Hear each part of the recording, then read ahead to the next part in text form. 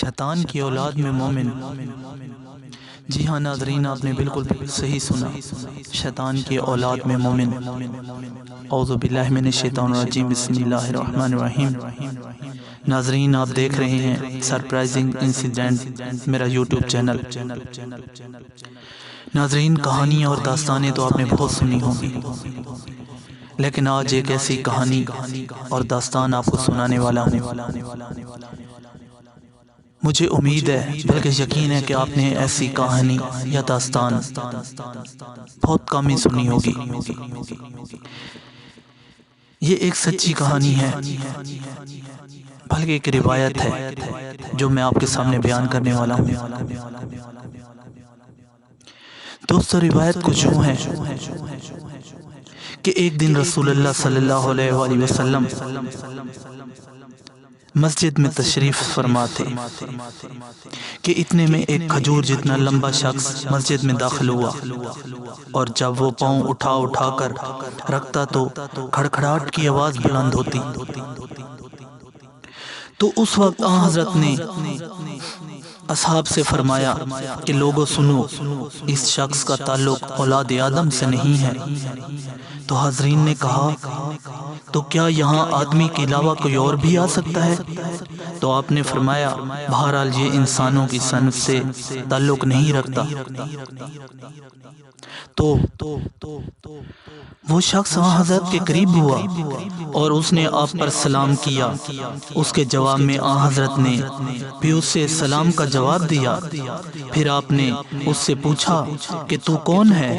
تو اس نے کہا، میرا نام بام بن ہیم بن لاقیس بن ابلیس ہے۔ تو آن حضرت نے فرمایا کہ تیرے اور ابلیس کے درمیان صرف 2 پشتوں کا فاصلہ ہے؟ تو اس نے کہا، جی ہاں یا رسول اللہ۔ تو آن حضرت نے فرمایا، اس وقت تیری عمر کیا ہوگی؟ تو اس نے کہا، آپ میری عمر کا اس بات سے خود ہی اندازہ لگائیں، جب قابیل نے حابیل کو قتل کیا تھا تو میں اس وقت لڑکا تھا، مجھے باتوں کی سمجھ تھی اور میں جنگلوں میں پھرا کرتا تھا اور قطع رحمی کا حکم دیا کرتا تھا۔ تو آن حضرت نے فرمایا، اگر تو ان عادات پر باقی ہے تو پھر تو انتہائی بد سیرت ہے۔ تو اس نے کہا، یا رسول اللہ، ہرگز نہیں، میں خدا کے فضل سے توبہ کر لی ہے اور میں مومن ہوں۔ تو آن حضرت نے فرمایا، تو نے کس کے ہاتھ پر توبہ کی تھی اور ایمان قبول کیا تھا؟ تو اس نے جواب دیا کہ میں نے حضرت نوح علیہ السلام کے ہاتھوں پر توبہ کی تھی اور انہی کے ہاتھ پر ایمان قبول کیا، اور میں نے انہیں ان کی بد دعا کی وجہ سے ملامت بھی کی تھی، جس کے جواب میں انہوں نے بھی فرمایا تھا کہ مجھے خود بھی اس پر ندامت محسوس ہوئی ہے، اور میں خدا کی پناہ چاہتا ہوں کہ میں جاہلوں میں قرار پاؤں۔ پھر میں نے ان کے بعد ہود علیہ السلام سے ملاقات کی اور میں ان کی نماز پڑھتا تھا، اور ہود نے مجھے اپنے جد امجد ادریس کے کچھ صحائف بھی تعلیم کیے تھے، اور میں مسلسل ہود کے ساتھ رہا، یہاں تک کہ اللہ نے ان کی بدکار قوم پر آندھی کا عذاب نازل کیا تھا، اور خدا نے انہیں اور مجھے اس عذاب سے محفوظ کر رکھا تھا۔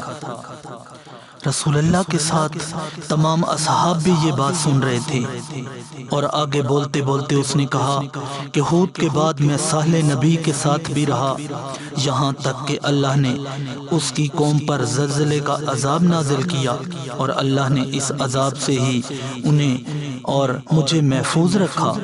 صالح کے بعد میں نے آپ کے والد حضرت ابراہیم سے بھی ملاقات کی اور ان کی صحبت میں رہا۔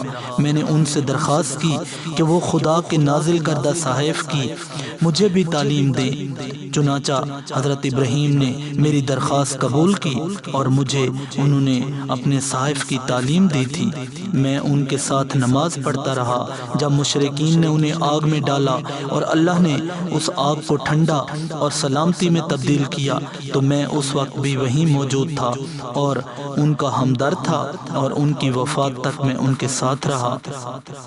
ان کی وفات کے بعد میں ان کے فرزند اسماعیل، اسحاق علیہ السلام اسماعیل اور اسحاق علیہ السلام کے ساتھ رہا، پھر میں یعقوب علیہ السلام کے ساتھ رہا، اور جب یعقوب کے بیٹوں نے اپنے بھائی یوسف کو کنویں میں ڈالا تو اس وقت بھی میں ان کے ساتھ تھا اور کنویں میں انہیں تسلیاں دیتا رہا، اور جب وہ کنویں سے نکلے اور بادشاہ بنے اور جب ان کے والدین ان کے پاس آئے، اس تمام عرصہ میں ان کے ساتھ رہا۔ یا رسول اللہ، میں نے آپ کے بھائی موسیٰ سے ملاقات کی اور میں ان سے درخواست کی تھی کہ مجھے تورات کی تعلیم دیں، تو انہوں نے مجھے تورات کی تعلیم دی۔ ان کی وفات کے بعد ان کے وصی یوشع بن نون کے ساتھ رہا، اور یوشع بن نون کی وفات تک میں ان کے ساتھ رہا، اور پھر اسی طرح میں مختلف انبیاء کے ساتھ رہا، یہاں تک کہ میں آپ کے بھائی داؤد کے ساتھ رہا، اور میں ان سے زبور سیکھنے کی درخواست کی تھی، اور انہوں نے بھی زبور کی تعلیم دی۔ پھر میں سلیمان بن داؤد کے ساتھ رہا، اور ان کے بعد ان کے وصی آصف بن برخیہ بن سمیہ کے ساتھ رہا۔ الغرض میں مختلف انبیاء کے ساتھ رہا، یہاں تک کہ میں عیسیٰ کی صحبت میں رہا، اور اس وقت آپ کو جملہ انبیاء سابقین اور بالخصوص حضرت عیسیٰ کی طرف سے سلام عرض کرتا ہوں۔ تو حضرت صلی اللہ علیہ وآلہ وسلم نے یہ سن کر اس کی سرگزشت کے بعد فرمایا، میری طرف سے بھی اللہ کے جملہ انبیاء اور رسل اور بالخصوص میرے بھائی عیسیٰ کو سلام پہنچے، اور جب تک آسمان و زمین قائم ہے ان تمام بزرگوار شخصیات پر سلام ہو، اور بان بن ہیم تجھ پر بھی میرا سلام ہو، تو نے وصیت کی حفاظت کی اور امانت کی ادائیگی کی، اب اگر تجھے کوئی حاجت ہو تو مجھے بیان کر۔